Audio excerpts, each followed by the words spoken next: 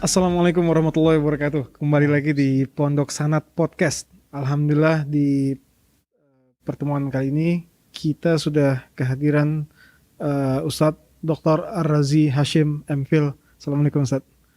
Waalaikumsalam warahmatullahi. Alhamdulillah. Oke, sebelum kita mulai, seperti biasa, bagi antum yang ingin mendapatkan ini, notebook handmade dari cat air yang diprint dengan gambar Masjid Ba'alawi dari Tarim dengan tulisan Ya Tarim wa Ahlaha. Nah, ini caranya untuk dapetin ini, langsung aja follow di Instagramnya Pondok Sanad.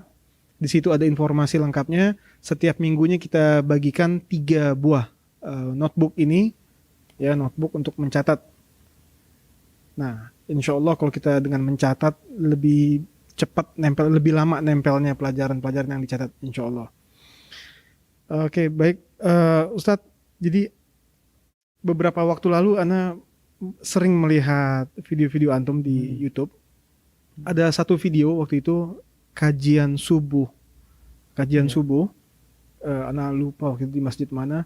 Nah, di ceramah itu antum bilang bahwa perbedaan utama antara munafik dengan mukmin adalah berjamaah di subuh hari. Ya. Nah, ini banyak orang termasuk saya gitu mungkin nggak sadar akan hal ini gitu. Yeah. Cuman sebelum masuk ke kenapa, mungkin antum bisa jelaskan apa itu munafik, sifat munafik ini.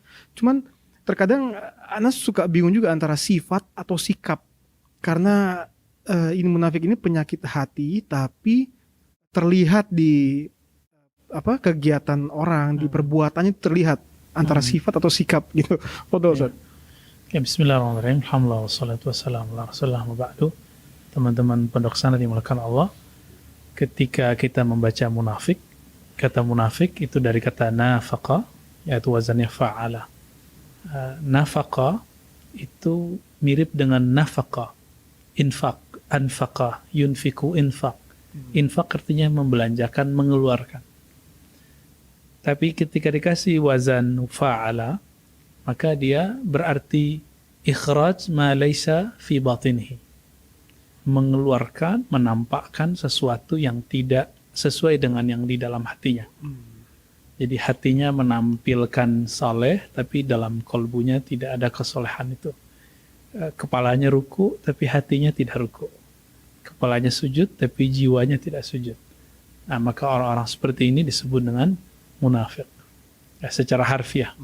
Jadi setiap aktivitas yang berbeda dengan lahir dan batinnya, artinya batinnya sebenarnya busuk, tapi yang ditampilkan baik, maka disebut munafik. Dan tidak ada kita yang selamat dari itu. Jadi ketika tadi Habib mengatakan, saya khawatir, betul, saya juga khawatir tentang diri saya sendiri. Karena inilah kata Sayyidina Al-Hasan Al-Basri, murid Sayyidina Ali, karamallahu wajhah, ma khafahu illa mu'min. Dalam hadis Bukhari di judul bab, tarjamatul bab, dikatakan tidaklah merasa aman dari kemunafikan itu, baik sikap ataupun sifat, kecuali dia mukmin. Insya Allah kita mukmin. Ya. Wa ma aminahu illa munafik. Siapa yang merasa dia tidak munafik, maka dialah munafik. Jadi kita setiap hari harus menuduh diri kita, kamu munafik, saya munafik, dan kita punya kemunafikan itu setiap hari. Masya Allah. Nah, cuman kenapa pembedanya ini sampai ke sholat subuh? Ada apa dengan sholat subuh dan isya juga gitu? Okay. Ada apa dengan sholat subuh? Yang isya? paling indah kalau kita baca itu dengan asbabul nuzul, asbabul wurud. Karena hadis itu pasti ada kronologisnya. Jadi kata Ubay bin Ka'ab radhiyallahu taala anhu, ketika kami sholat subuh, lalu selesai sholat, Nabi SAW mengabsen. Hal syahida fulan? Hal sholat fulan? Apakah si fulan hadir? Apakah si fulan hadir? Lalu sahabat mengatakan, Syanu hadir, Syanu tidak hadir. Ya. Kemudian Nabi SAW mengatakan, Inna asqalas salah, ya, sesungguhnya sholat yang paling asqal artinya berat, asyad, ya, alal munafikin, terhadap orang munafik, 2, al-isya wal fajar, isya dan fajar. Tapi tidak disebutkan di situ kenapa. Lalu Imam Ibn Hajar dalam syarahnya mengatakan karena waktu malam dan subuh itu, kalau isya adalah waktu raha, sedangkan subuh adalah waktu lazatun naum. Jadi kita rehat, kita santai di rumah, itu yang kita suka. Sedangkan subuh itu waktu lezatnya tidur. Lalu ada yang kedua, kata beliau, Isya dan subuh ini adalah waktu seorang mukmin membuka rahasia-rahasia tentang dirinya, tentang agamanya, ya, tentang jiwanya. Ya, yafuzu bihil mu'min, yang seorang mukmin mendapatkan keuntungan rohani di sana. Nah, sedangkan mereka tidak mengolah rohaninya di saat-saat itu. Jadi pembeda abadi antara seorang mukmin dengan munafik itu dilihat dari lailnya, malamnya ngapain. Awal malam sama ujung malam. Itulah Isya dan subuh. Nah, berarti kayak begitu dibilang berjamaah sholat subuh, itu mungkin setengahnya setengah orang yang munafik gitu, setengah orang Islam yang munafik, karena jarang sekali orang yang sholat subuh berjamaah.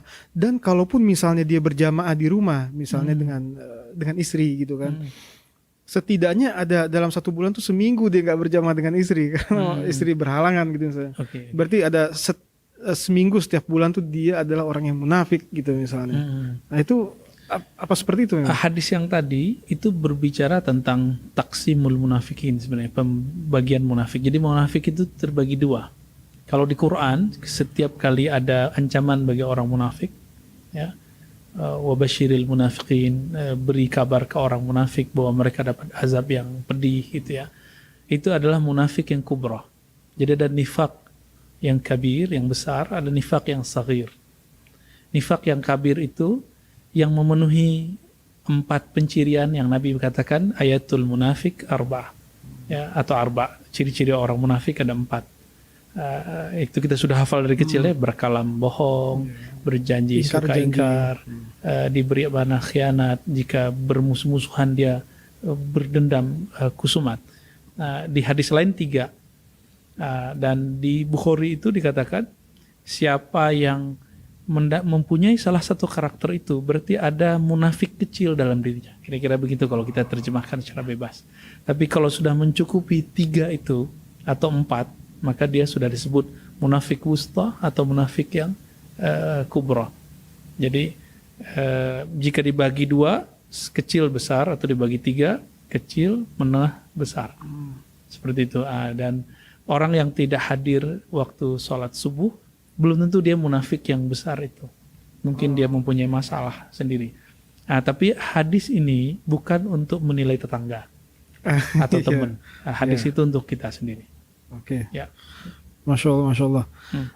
Nah, di surat Al-Munafikun di situ Allah menyebutkan kata waspada. Kata waspada. Nah, ini gimana waspada yang benar gitu? Karena kalau salah-salah kita suuzon justru, langsung ngecap gitu kan. Padahal mesti kita waspada gitu. Nah, seperti apa sih waspada? Atau bukan kita suuzon, tapi misalnya kita menceritakan ke keluarga gitu bahwa dia ini orang munafik gitu. Tapi waktu kita menceritakan keburukan dia yang lainnya pun kita masukin juga, jadi gibah gitu misalnya. Nah, sebenarnya waspada itu seperti apa yang dianjurkan itu? Ya, Al-Qur'annya surat Al-Munafikun kan menyebut fahdharhum qatalahumullah anna yufakun. Berhati-hatilah terhadap mereka, kan begitu. Tapi ayat ini bukan berbicara tentang munafik yang kecil. Ini munafik besar, yaitu seperti Abdullah bin Ubay bin Salul. Itu munafiknya besar. Jangankan orang biasa, ya, istri Nabi pun dia tuduh yang macam-macam. Dan munafik rata-rata mereka bermain dalam hal-hal yang strategis. Jadi ini bukan masalah-masalah yang kecil-kecil ya. Jadi fahzarhum di situ artinya berhati-hati terhadap mereka, artinya jangan sikoh terhadap mereka. Jangan kita percaya dengan kalamnya. Karena di ayat awalnya itu dikatakan wa idza ra'aitahum tu'jibuka ajsamuhum. Jika engkau melihat mereka, kamu akan takjub, tertarik dengan jisimnya. Jisim ini kan penampilan zahir. Jika mereka berbicara, kamu akan tertarik dengan kalam-kalamnya. Karena kalamnya itu pasti dipoles. Menarik. Sangat menarik. Jadi ayat ini sedang mengatakan fahzarhum, bukan berarti kita tidak berinteraksi dengan mereka. Pasti kita berinteraksi, atau jangan-jangan sifat itu ada pada kita. Fahzarhum ini juga bisa diartikan hati-hati terhadap mereka, hati-hati terhadap sifat mereka kalau ada dalam dirimu. Bisa juga begitu. Masya Allah. Dalam surat An-Fikun juga itu Allah berfirman sesungguhnya Allah tidak akan memberi petunjuk kepada orang-orang yang fasik, Iya, dibilangnya. betul. Nah, ini munafik ini termasuk fasik atau fasik termasuk munafik?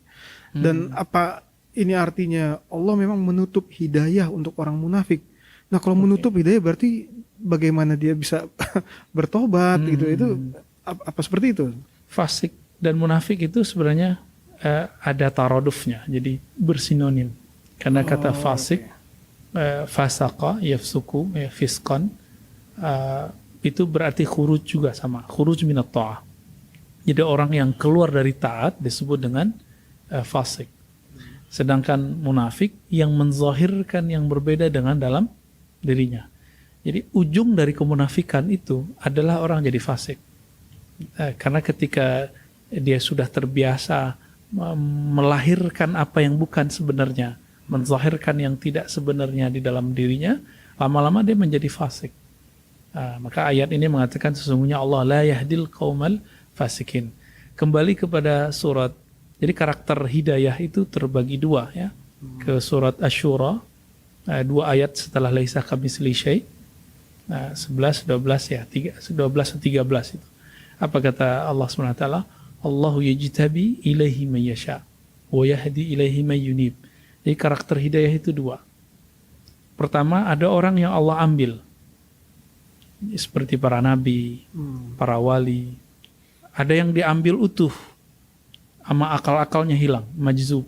Kita di Jawa disebut majdub. Ya.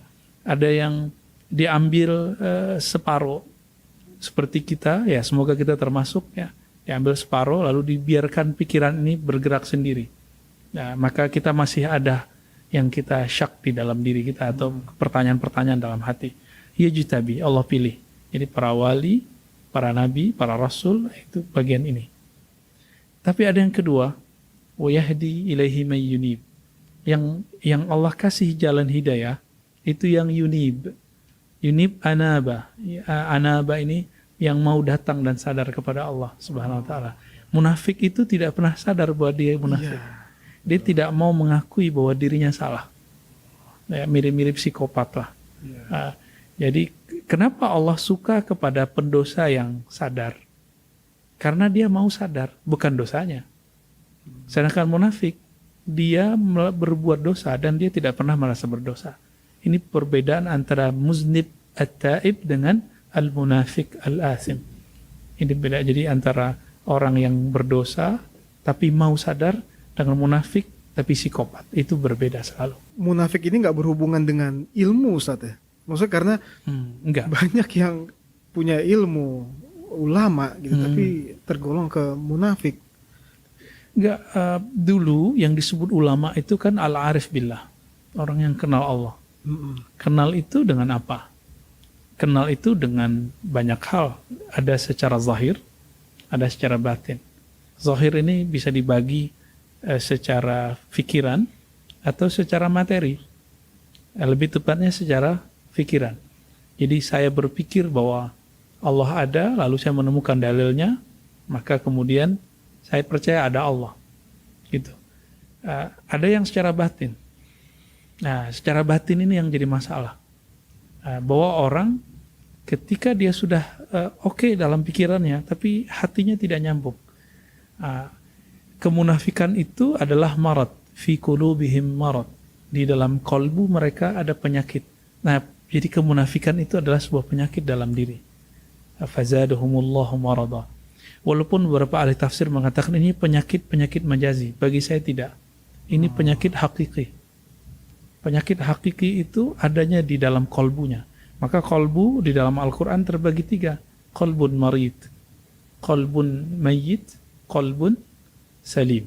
Sebenarnya ada pembagian lagi ya. Kolbu yang munafik itu yang sudah kubro, dia sudah mayyit. Tapi kalau sughra baru marid. Kolbu yang sakit, kolbu mati, kolbu yang bercahaya, yang selamat. Nah, kolbu yang sakit ini dicirikan dengan sederhana aja. Kalau saya sehat, saya akan menikmati makanan. Misalnya Habib suka makan apa nih misalnya? Sate misalnya. Sate. Kalau lagi sakit, masih makan sate nggak? Atau malah mau mual? Iya. Nah, kita mau mual. Betul. Kira-kira seperti itu. Orang-orang munafik itu, jika diberikan makanan rohani, itu pasti keluar. Dia akan muntah. Kita ajak zikir, kita ajak ta'lid, kita ajak benar, ya. Itu dia akan mengeluarkan semuanya. Jadi tidak akan menerima. Kenapa? Karena fi qulubihim marad. Tapi dia berusaha menelannya. Gitu. Kalau yang sudah mayit, la yakbal. Ya, ayang kana, ya. Gimana pun dia nggak akan terima. Sawa'un alaihim anzartahum am lam tudhirhum la yu'minun. Nah, ini sudah jadi kafir. Jadi puncak dari kemunafikan itu ya kufur. Kufur juga. Tapi justru kemunafikan itu yang lebih berbahaya karena musuh dalam selimut. Iya, karena sering kita lihat memang pintar, yang dibilang ulama pintar, tapi dia bukannya mengajak mendekat, tapi menjauh kepada Allah kita melihatnya. Bahkan sampai mengajak perpecahan dengan menunjuk-nunjuk yang lain gitu. Okay. Dia yang paling benar. Itu berarti termasuk dalam golongan munafik atau? Oh, belum tentu, ya. Kalau di Quran kan dikatakan waman ahsanu qawlan mimman da'a ilallah, ya. Siapa yang lebih baik kalamnya daripada orang yang mengajak kepada Allah. Jadi sekarang ada orang yang katanya da'i ilallah tapi tidak tahu jalan kepada Allah. Akhirnya dia mengajak ke dalam dirinya sendiri, kepada egonya sendiri. Imam Ghazali menulis kitab Ihya Ulumuddin itu bukan untuk orang awam, tapi untuk ulama dan fuqaha. Ulama fuqaha yang ngurusin dalil yang zahir, tapi dia lupa ngurus kalbunya. Seperti kita-kita inilah ya, ngaji kitab segala macam, berceramah, tapi kita lupa menceramahi diri sendiri. Kita ngaji kitab yang tertulis, tapi kita lupa mengkaji kitab yang ada dalam diri kita sendiri. Wa fi anfusikum afala tubsirun. Maka Imam Ghazali memberikan 4 jilid Ihya Ulumuddin. Sebenarnya yang paling inti adalah jilid ketiga dan keempat. Jadi jika kita lihat karya Imam Ghazali ini, terbukti bahwa orang alim bisa munafik. Ya, cuma penciriannya belum tentu ketika dia ngajak orang berpecah. Ya, berpecah ini kan bisa karena pemikiran mazhab, bisa karena politik, bisa karena emang hatinya busuk. Nah, yang ketiga ini baru munafik. Kalau cuma karena perbedaan pergerakan politik, itu kita sudah mafhum. Sayyidina Ali beda dengan Sayyidina Muawiyah. Sayyidina Ali beda dengan Sayyidatina Aisyah. Jadi para sahabat pun beda. Sayyidina Umar itu berbeda dengan orang-orang Ansar. Jadi ikhtilaf siyasi. Perbedaan politik bukan berarti perpecahan umat. Tapi perbedaan iman baru berbeda. Orang-orang seperti ini yang kita sebut munafik. Iya, yang berbahaya lah. Iya. Kalau, nah ini banyak kita kan ketemu orang-orang yang seperti ini nih di keseharian gitu ya. Sebagai contoh misalnya di kita berbisnis atau berdagang gitu. Karena orang munafik ini pintar biasanya. Terlihat pintar gitu kan, dia bisa masuk sana, bisa masuk ke sini, seperti bunglon dia ini. Nah, ada bisnis kita atau dagangan kita yang jadi karena bantuan dia misalnya gitu loh. Ini gimana kita menyikapi ini nih? Apa kita mesti karena dia terlihat membantu kita gitu. Ya, jangankan orang munafik, orang yang soleh saja ketika membantu seseorang belum tentu niatnya tulus membantu orang. Bisa jadi ingin memperkaya dirinya sendiri. Apalagi munafik. Bedanya munafik la yufarriq bainal halali wal haram, ya. Dia tidak lihat halal haram. Ya. Kalaupun dia mau mendekat kita itu karena dia ingin memperbesar bagiannya. Di masa Nabi SAW, ketika Ubay bin Ka'ab dan para sahabat lain yang menceritakan tentang ada beberapa sahabat yang tidak ikut berperang, ya. Misalnya Al-Ashja'i, ya, ada beberapa lah. Sahabat-sahabat ini ketika tidak ikut perang, mereka tidak membuat alasan dan juga tidak minta jatah dari hasil ghanimah. Rampasan perang. Ya, ada puluhan, sekitar 50-an munafik. Jadi orang munafik tidak disebut sahabat. Ini perbedaan istilah kita dengan kelompok yang benci dengan sahabat. Ya, mereka menyebut sahabat itu munafik. Kita ahlu sunnah tidak pernah menyebut munafik itu sahabat. Jadi tidak boleh ada kalimat inda sahabah munafikun. Di kalangan sahabat ada munafik. Nah, ini diksinya salah. Berarti tidak paham ilmu akidah dan ilmu hadis. Mereka di antara yang munafik ini datang kepada Nabi SAW membuat 1000 alasan kenapa tidak ikut perang, yaitu sakit dan segala macamnya. Supaya apa? Supaya dapat ghanimah. Supaya dapat harta rampasan perang. Sedangkan ada 3 sahabat, dia tidak mau buat alasan. Mereka mengatakan, kami tidak ikut perang karena emang kami tidak ikut perang. Jadi tidak ada alasan. Nabi ajar mereka untuk membersihkan kolbunya selama 40 hari tidak disapa, dipisahkan dari istri. Apakah mereka berubah lillahi ta'ala atau tidak? Jadi ini salah satu terapi kalau mau membebaskan diri dari kemunafikan, yaitu bermujahadah selama 40 hari. Nah, ini dari hadis Imam Muslim. Wow, Masya Allah. Ya, tadi antum nanya gimana interaksi kita dengan mereka ya? Iya, interaksi. Secara zahir, karena setelah Huzaifah al-Yamani tidak boleh lagi kita mencap orang munafik secara mutlak, maka kita pakai ayat fahzarhum. Cukup hati-hati. Ya, jadi tidak boleh ngecap. Siapa tahu besok dia menjadi orang soleh. Ya. Atau kita bisa jadi hari ini munafik, besok menjadi benar. Tapi kalau sudah munafik kubra, ini tidak akan pernah bisa benar. Ya, la yahdi, Allah tidak memberi. Ya. Jadi memang yang munafik kubro tadi itu bagaimana cara dia bertaubat gitu. Kalau misalnya memang dia nggak merasa, nggak bakal bisa tobat. memang nggak bakal Munafik bisa taubat. tidak bisa tobat. Karena penyakitnya kalau dalam ilmu hadis dhaifnya sudah jiddan. Dhaifnya jadi dhaif biasa bisa naik jadi hasan, bahkan jadi sahih. Sedangkan mereka ini dhaifnya sudah jiddan, sudah parah. Namun Sidi Ahmad Tijani dalam kitab beliau Al-Fathur Rabbani mengatakan ini hanya bisa diselamatkan jika bertemu dengan ahlullah. Tapi sekelas Abdullah bin Ubay bin Salul itu nggak selamat. Cuma karena Rasulullah husnuzannya tinggi. Rasulullah ini pemaaf, walaupun pernah disakiti, tetap menyolati beliau. Itulah akhir sholat beliau terhadap orang munafik. Jadi Nabi sendiri berusaha bermuamalah sebaik mungkin. Nah, ini sebelum kita tutup, jadi memang orang-orang munafik yang kubro itu tidak boleh disolatkan. Bukan.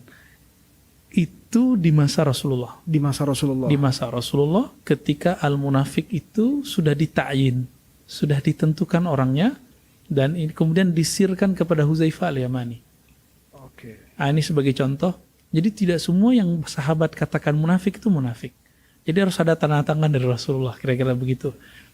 Sebagai contoh ada hadis Itban bin Malik yang meminta Nabi sholat di rumahnya karena ada suatu uzur, karena jaraknya jauh. Ya. Itban bin Malik kemudian menghidangkan makan, lalu kemudian beliau, sahabat Nabi dan Abu Bakar lain-lainnya ikut makan bersama Rasulullah. Lalu Nabi bertanya mengenai Malik ibn Dukhshun. Ya. Bagaimana kabar Malik ibn Dukhshun? Lalu para sahabat mengatakan, "Dzalika munafik." Gitu kata sahabat. Qala ba'duhum dzalika munafik. Itu wahai Rasulullah munafik. Lalu Rasulullah kemudian membersihkan namanya. Apa kata Nabi? Bukankah engkau melihat alam tarau annahu qala la ilaha illallah liwajhillah, ya? Bukankah kamu melihat dia membaca la ilaha illallah karena mencari ridha Allah? Mereka kemudian bingung dan lalu mengatakan iya. Oh, ternyata usud punya usud. Ibnu Dukhshud ini dia punya istri, salah satu istrinya adalah anak dari Abdullah bin Ubay. Tapi ternyata Ibnu Dukhshud ini sahabat yang Rasulullah sisipkan ke orang-orang munafik. Nah, jadi ternyata, nah ini rahasia ya, ketika orang munafik masuk ke orang mukmin, mereka kemudian ingin merusak dari dalam, seorang Rasulullah itu dapat wahyu dari Allah untuk meletakkan seorang Ibnu Dukshun untuk menghancurkan orang munafik dari dalam. Nah, ini manajemen Rasulullah. Dan ini rahasianya cuma satu. Apa kata Nabi? Alam tara annahu qala la ilaha illallah ibtigha'an liwajhillah. Bukankah engkau melihat bahwa dia baca la ilaha illallah karena mencari ridha Allah? Karena dia ini mencari ridha Allah dengan la ilaha illallah, dimasukkan ke dalam kelompok orang munafik untuk menghancurkan di dalam. Ternyata tugasnya berat di zaman Rasulullah. Antum masih ingat ada kisah Masjid Dirar?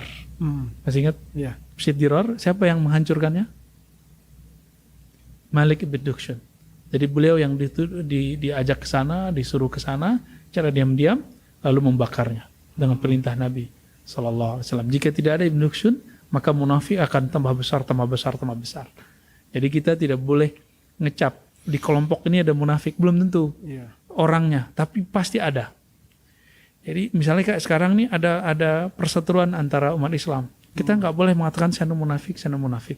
Kita cukup mengatakan mungkin ada munafik di sini dan di sana. Di pergerakan yang putih-putih atau pergerakan yang hitam-hitam sama. Allah itu gampang sekali untuk merubah hati orang.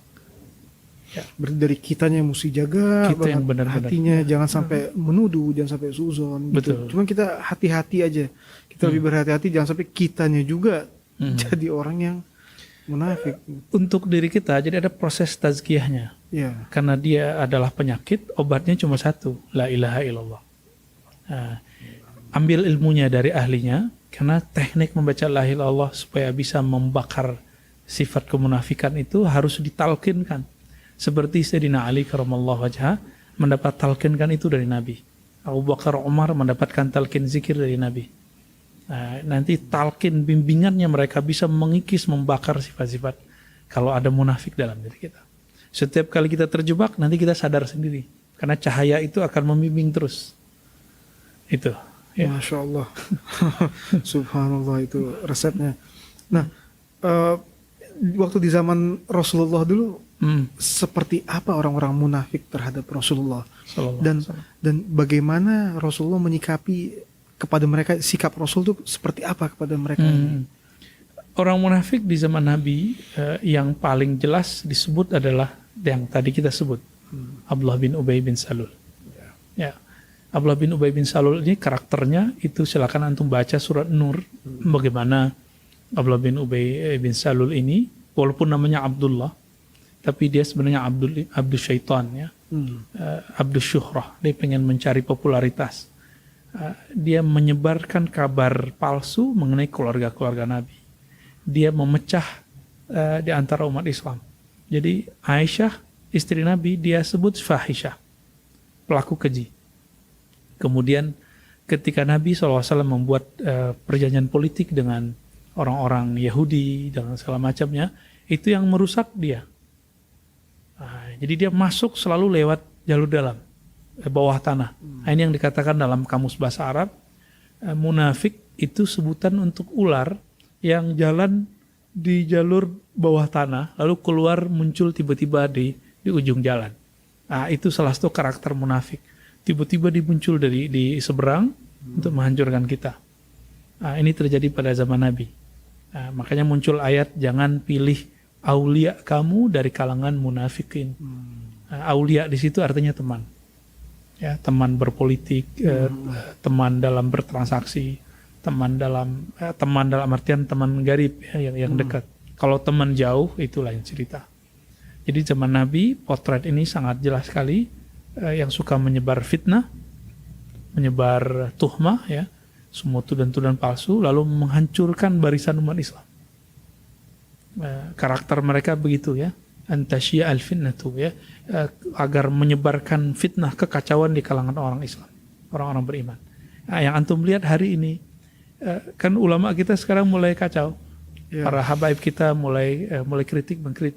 Sebenarnya bukan salah mereka, tapi ada orang yang menyusup di antara mereka. Ini yang harus kita kejar, ini orang. Ini yang kita harus hajar mereka, ya, supaya kembali lagi kepada khitah yang sudah ada. Innamal mu'minuna ikhwah. Ya. Jadi dan untuk obat tadi buat kita itu la ilaha illallah. La ilaha Zikir illallah, itu ya. untuk mengikis rasa sifat munafik itu tadi Iya. ya. Masya Allah, alhamdulillah. Terima kasih banyak Alhamdulillah. Ustaz Ar-Razi Alhamdulillah. atas tausiahnya. Bagi pemirsa Pondok Sanad podcast yang ingin mendapatkan notebook dari hasil kolaborasi antara Pondok Sanad dan The Lighting People, follow Instagramnya Pondok Sanad dan Instagramnya The Lighting People. Kita akan bagikan 3 buah notebook ini secara gratis bagi pemirsa Pondok Sanad Podcast. Semua informasinya ada di Instagram Pondok Sanad. Silakan langsung di follow. Sekian, mohon maaf kalau ada kesalahan. Wabillahi taufiq wal hidayah. Wassalamualaikum warahmatullahi wabarakatuh.